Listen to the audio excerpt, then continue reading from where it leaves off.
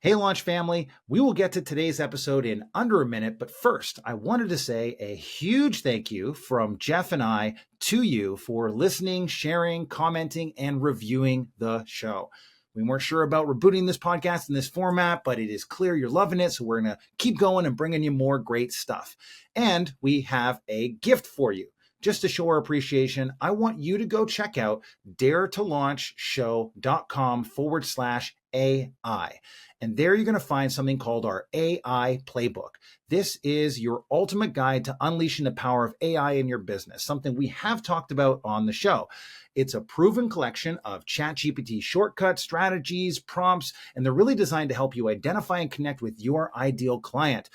Build an email list, create really powerful offers, and really just get you from your idea phase to your launch faster and easier than ever before. So go to daretolaunchshow.com/AI and pick up your own AI playbook absolutely free. Now here's today's Dare to Launch. The only entrepreneur that hasn't had challenging times is the one who's just starting out. How do you go from like devastation around a situation to a place of responsibility and moving forward, like getting past it? And how do you get there quickly? Full disclosure, sometimes launches are challenging. And we had a launch a few years ago where the first day did not open very well. And it was just like, well, that sucks. Failure is an event. It's not an identity.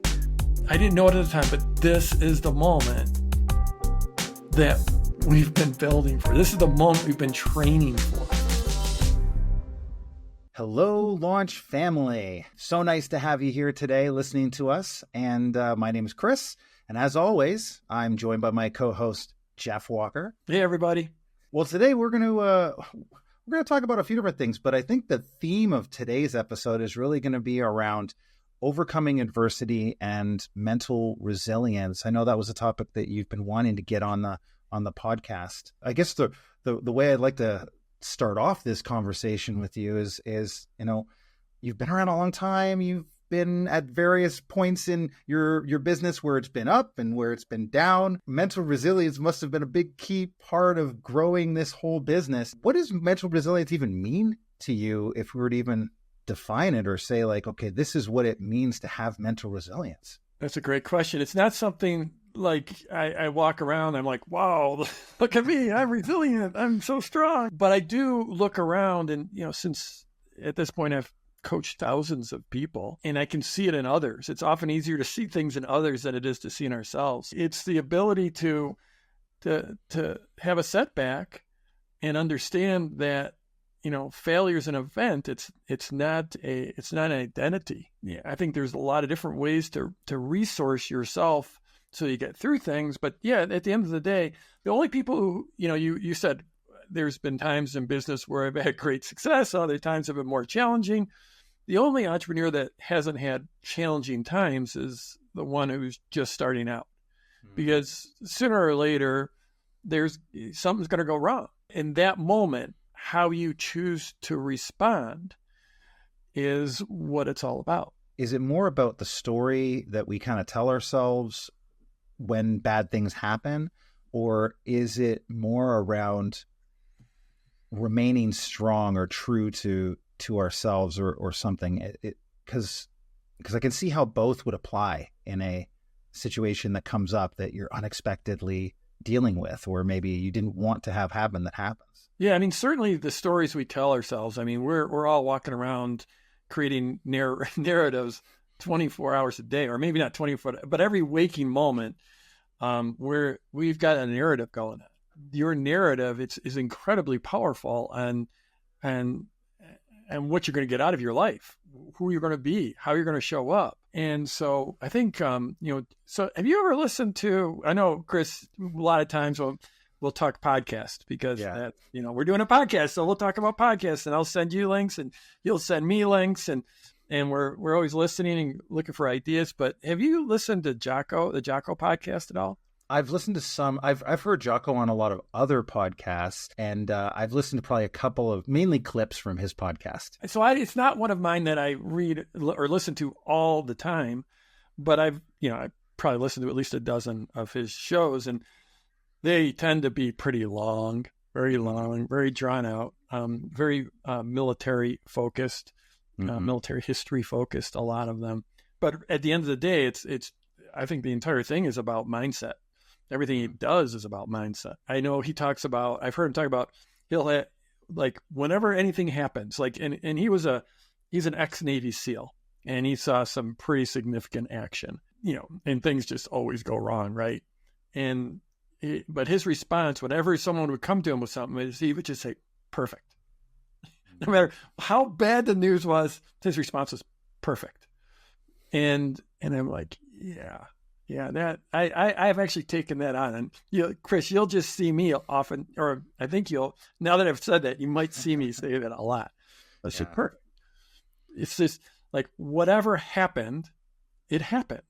And now I'm going to deal with it. When I think of like my ability to be resilient, and it's weird for me to talk about that because it sort of feels like I'm bragging about being resilient. I don't necessarily think I'm the most resilient person in the world, but I've been through a few things, and I've been in business for whatever, coming up on 30 years. I think like one of the areas that's fed into my resilience is just, I'm like, forward, next step. It's like, yes, we want to look at what happened in the sense of debriefing it, so we can hopefully avoid that mistake in the future. But right now it's forward. We'll have time to debrief later, but right now it's forward. I was a guest once at Richard Branson's private island, Necker Island, in the British Virgin Islands. And I was talking to the guy who runs the island, it's a big job to run that island. I mean, it's not a huge island, but every week they're getting in 25 or 35 guests, and they create this amazing experience. And so he's got staff, he's got guests, he's got logistics, he's got all of it. So a number of years ago now, there was a fire there, and it was a very, very significant fire that burned the entire main lodge and did a lot of other damage. It was just, by the time they got this fire put out, they had like one working laptop on the island, and they had one sat phone, and that was their only communication with the outside world. And it was just this devastating thing that happened. So next morning he meets with Richard Branson, and Branson's first question is how soon can we get the architect here? Okay, there's embers are still burning, right? I think, who was it? I think it was actually Richard Branson's mother was almost killed in this fire. It was a horrific fire. Yeah. And okay, everyone's safe. It's still smoldering. Everyone's safe. Now let's get an architect here and let's start redesigning this thing. Forward. Next step. So, I mean, you can sit there and wring your hands over something, but for me, it's like, okay, forward. That's incredible, because how often do people have bad things or challenges or situations that are completely out of their control happen, and then we spend a lot of time focused on the problem that we can do nothing about, right? Or it's already had an impact, it's already happened, and we can get stuck in that, right? That self-loathing or self-pity around a situation like that. And what you're saying is like moving forward, that sounds like something you gain out of having gone through a few times that it actually, you've had to move forward, and that you can move forward faster. Like how do you get to that place quickly when you're in a situation of leadership and people are depending on you? That's an interesting question. So first of all, you said, how often does this happen, that bad things happen to people? And if you actually look at that actual question, well, how often does it happen? It's an interesting question, because that comes back to your story, to your narrative.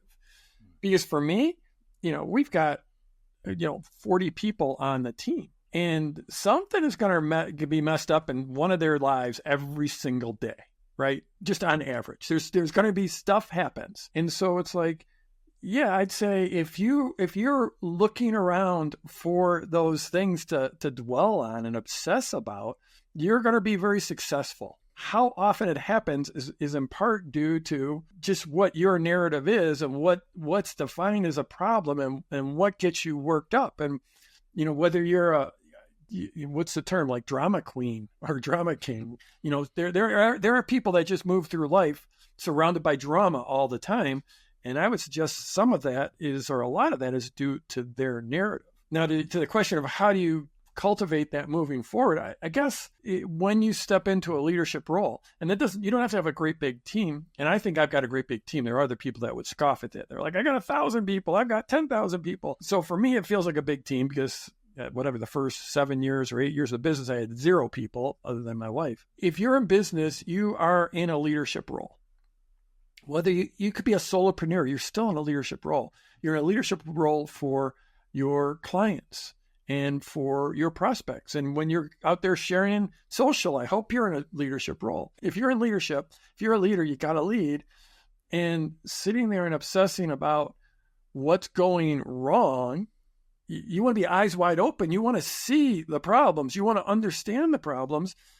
But at some point, you have to, it's about, what are we going to do with this problem? What is the path forward?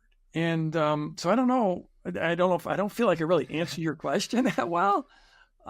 Maybe you can help me out here, Chris. Well, I was going to say is like what I'm hearing is when inevitably there are challenges or things that happen in a business, because there are always going to be those challenges. Part of it is one, how you're looking for them, or where your focus is on a day-to-day basis. Because if you're focused on all the problems, you're going to see a lot of problems versus, say, focusing on the opportunities or what could be great about a situation. That's something we can tune our focus in.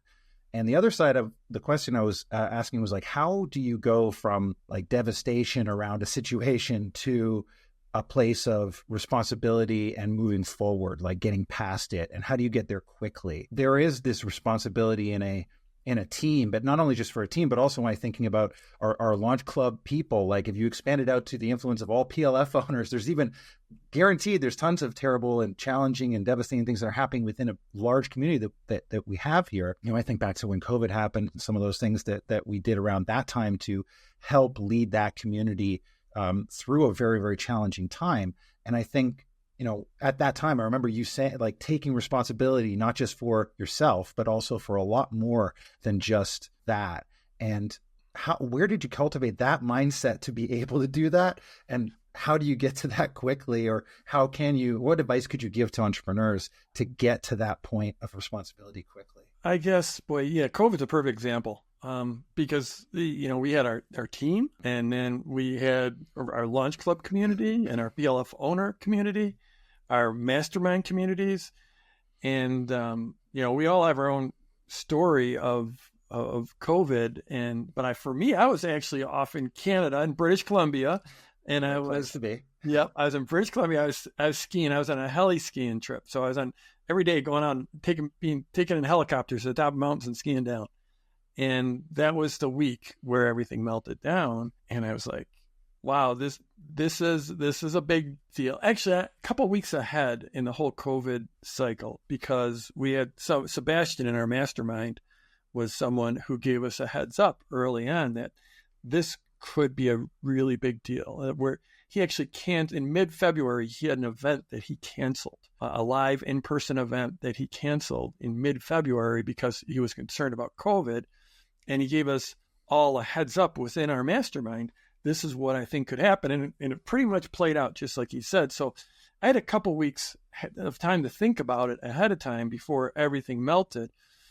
But, I guess where I'm at in my life, I've got the gray hairs, right? I'm not a spring chicken. I've got a lot of experience. There's good and bad to being as experienced as me, has been as old as me, frankly. And one of the good pieces is perspective. And, we talked about this on an earlier episode. It's like, I've been through a lot of things. A lot of things have gone wrong. I've just got a lot of perspective and a lot of history. And to me, like at that moment, right at the beginning of COVID, it felt like so much hysteria going on. There were so many unknowns, but it was clear to me that we as a race, as a human race, we're going to get through it.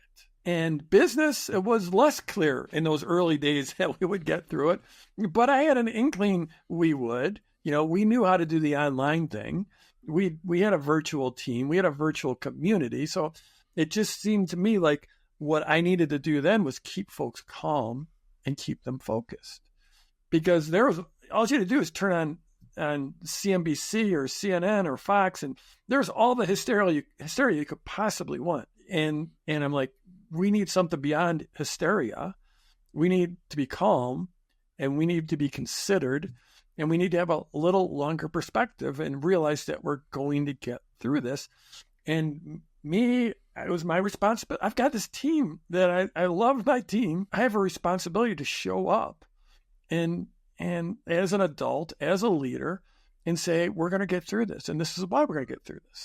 This is our history. This is what we do. We show up and we solve problems.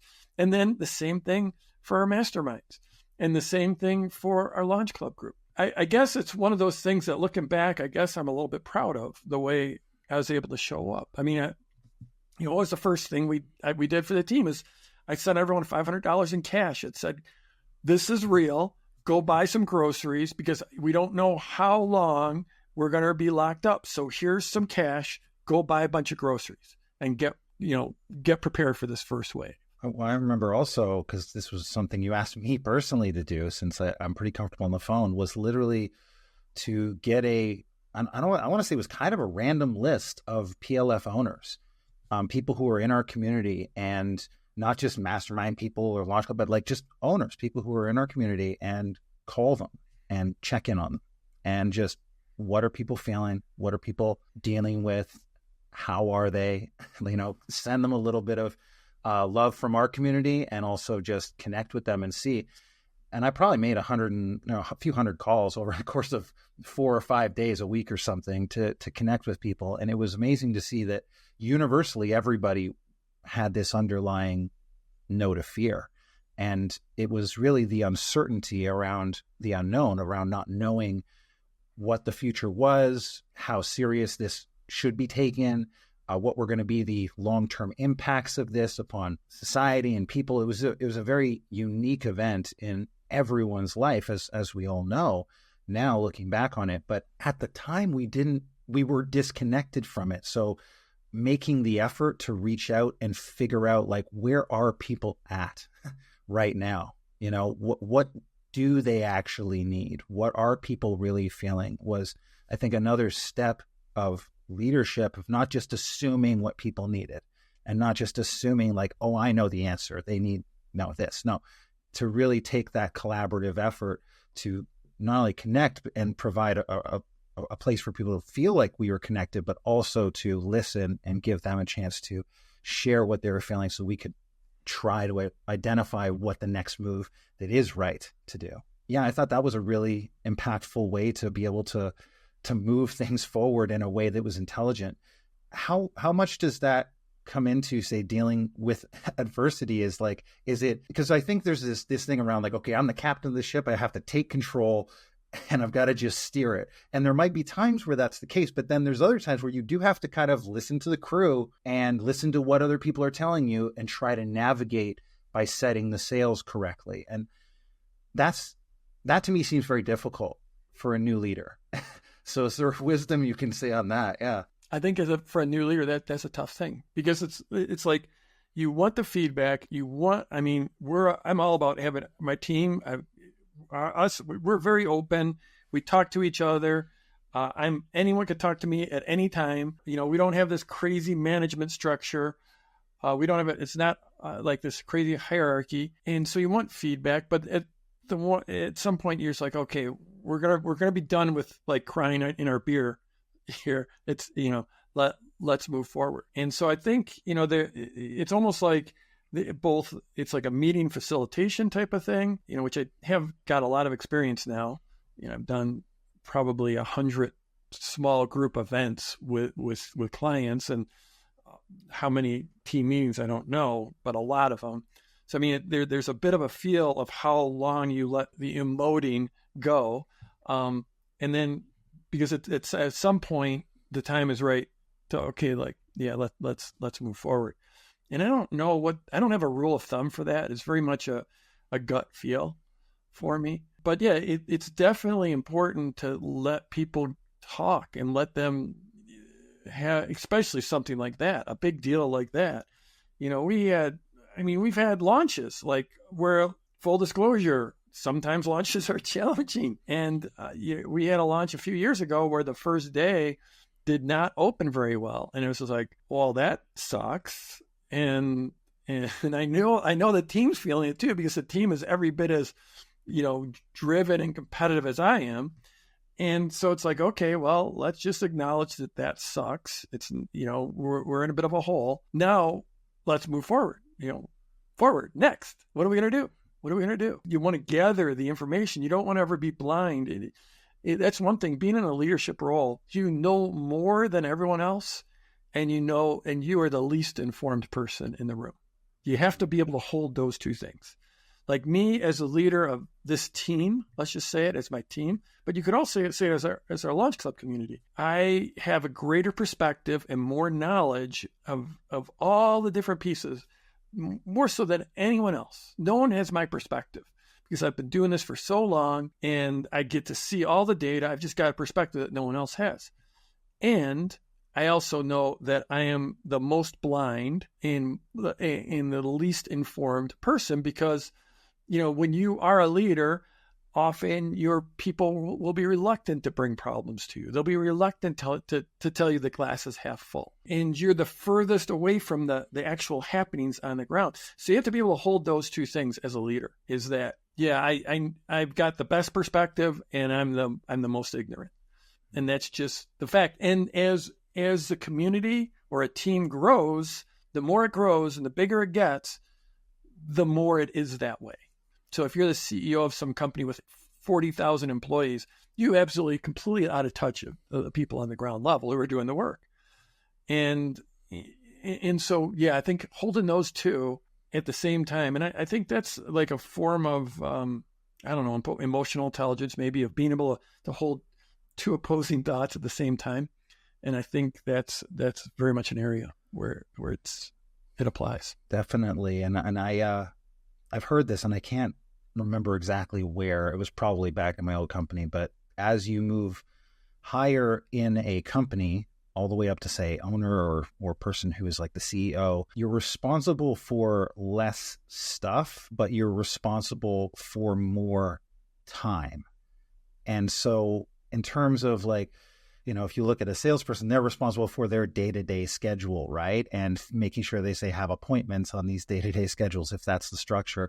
But then, the CEO of that company is responsible for where they're going in 5 years, right? And maintaining that this company lasts for a lot longer than just the next week or month. They're not thinking about a week or month. They're thinking about campaigns, years, because they're responsible for that amount of time. I can see the challenge for that is that there's things on the day-to-day that people are dealing with that are affecting them.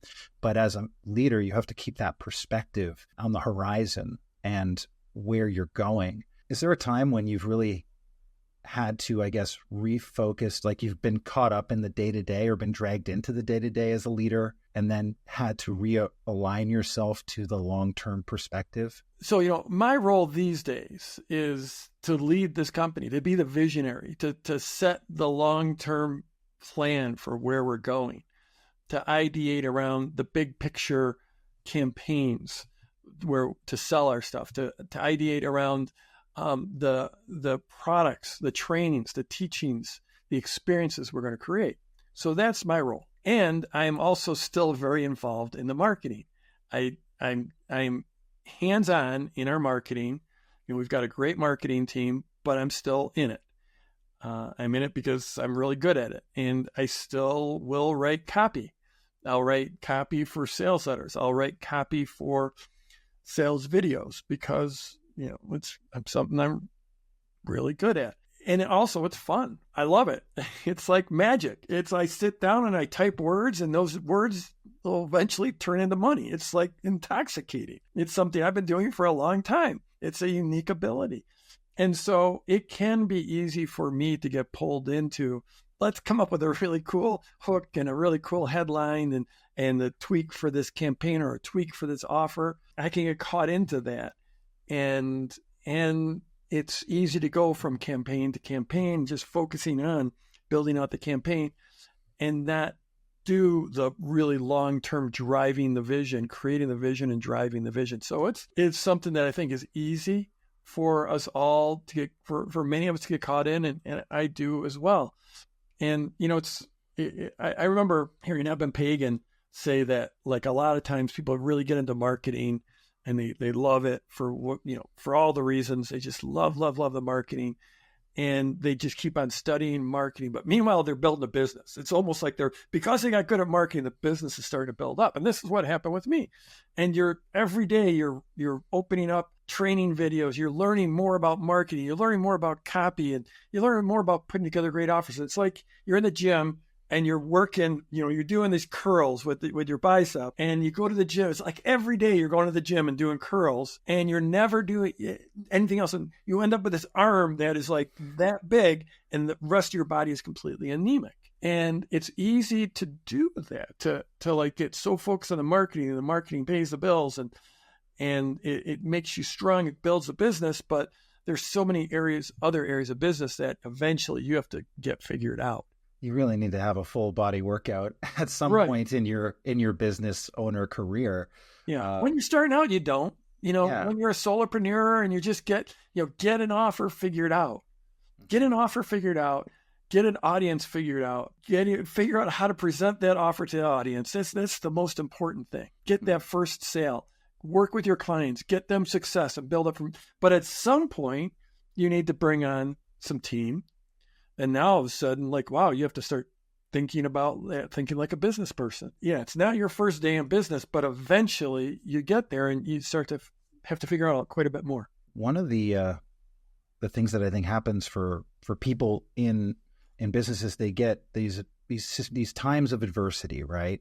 And we can wind up becoming negative, or we can wind up having victimhood status, and asking the question, why is this happening, right? And I'm curious for you, since you've had a number of times where you've overcome it, but one thing you've cultivated is this kind of consistent, for lack of a better word, like a feeling of inspiration, of being inspired, right? Or remaining positive, like, okay, we can move through this, we can do this, right? This hope. And I'm sure that some of that comes from experience, but were there habits or things that you do to maintain that mentality so that you're, in a sense, ready for when those adversity moments come in? And if so, are there things that you could recommend other people to do who are running their own business? Yeah, it's interesting. So first of all, I have a certain amount of enthusiasm just hardwired into me. When I talk to people about things that I'm passionate about, I get them excited about, whether it's doing river trips or going. So I've had a good experience with Verizon wireless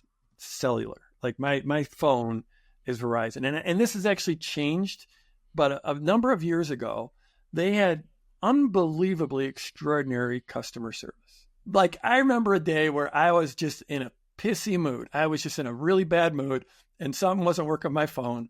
And I call them up, and I'm like, this thing's not working on my phone. And they're like, okay, well, let me help you with that. And 20 minutes later, I get off the phone, and I'm just like in a great mood because this customer service person was so extraordinary. And like I said, I think it's changed, but that Verizon wireless cellular, whatever, used to have extraordinary customer service. And I remember I was so pumped about it. I told like 3 people that day. And one of them was like my friend. And she's like, are you getting a commission for this or something? I'm like, no, it's like an amazing experience. Let me tell you about it. And so I've got a lot of that, like, enthusiasm just hard baked into me, of like, when I'm excited about something, I'm excited about it. And I'm really good at getting other people excited in general. I think, I do all the mindfulness things. I've been meditating. I'm a different person because I've been meditating for 23 years. I think it is. I think it's 23 years. And I've been doing daily, pretty much daily yoga for almost that long. And, I think those things, especially meditation, what it does a lot of things for me. It helps me focus each day. I get more better work done if I start the day with a meditation, just because it clears out all the cobwebs and it allows me to focus. But I also think it's really good training in that, the only thing we can control is how we react to any given situation. It's the only thing we can control. Victor Frankl, that was the central theme of Man's Search for Meaning. What is it? Between stimulus and response, that's our only true freedom is between stimulus and response, and deciding how we're going to react in any moment. I think, all the mindfulness stuff really helps with that in a huge way. It reminds me of there's this, the Stockdale Moment. You probably heard me talk about that back in COVID days, I think. Yeah. So the Stockdale Moment, we'll do some real-time research here. So I heard about this from Jim Collins, who wrote the book Good to Great. He called it the Stockdale Paradox. I heard it also as the Stockdale Moment. And this was, I think he was a Navy pilot in Vietnam, in the Vietnam War, and he was shot down. And as he was parachuting down and knew he was going to be captured and become a prisoner of war, he said he decided that this was going to be the defining moment of his life. It was how he responded to this imprisonment as a prisoner of war, and was truly horrific conditions, including torture. And it went on for many years. And he's like, this is my moment, and how I respond to this moment is going to define the rest of my life. That's like when I heard about that going into COVID, and I'm like, this is one of those moments. And it might not be the moment that defines my life, but this is one of those moments where this is what I was made for. This is what I've built this community for. I've spent, a decade building this PLF community, building Launch Club, building our masterminds of amazing people. And I didn't know it at the time, but this is the moment that we've been building for. This is the moment we've been training for, because we have a huge challenge in front of us.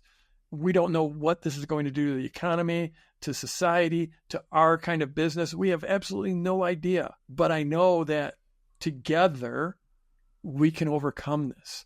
And my role as a leader is to help us understand that together we can overcome this. This is the moment this is my Stockdale moment. This is the moment I was made for. It's not like that is the single defining moment, but I knew it in that time. I'm like, this is a big deal.